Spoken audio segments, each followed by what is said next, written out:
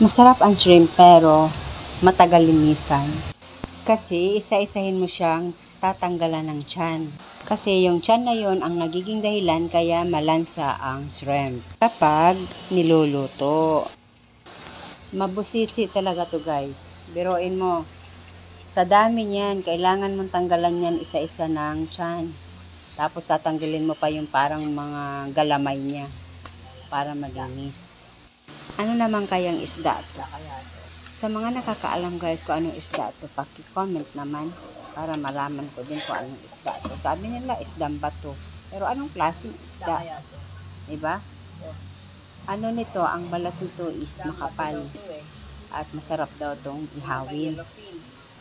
Ayan. Yellowfin tuna, masarap ikilaw. Lalagyan mo lang siya ng mga spices, luya, para matanggal yung lansa, pipino, chicharon.